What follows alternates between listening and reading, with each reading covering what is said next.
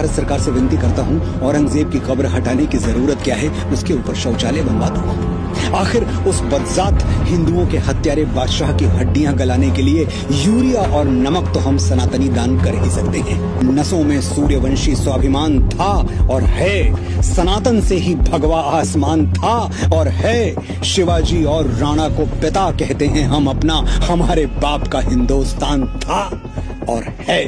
वास्तविकता ये है कि आज यदि शिवाजी महाराज और राणा सांगा जीवित होते तो सबसे पहले अपने भाले से इसके नितंब पे वार करके कहते कि अरे नालायक, 300-400 साल पहले मर खप गए व्यक्ति पर बहस करके देश की जनता और आगे आने वाली पीढ़ी के भविष्य बर्बाद करने पर तुला है।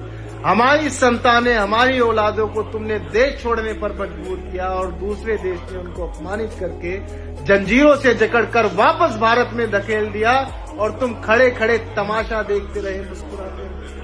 हमारी संतानें, हमारी औलादों को तुमने कुंभ में रेलवे स्टेशन पर कुचल कर मार दिया और बेशर्मी से तुमने अपना चेहरा लपेटकर वहां से गायब हो गए और बेशर्मों की तरह मुंह उठाकर आ जाते हो सनातन का परचम लहराने।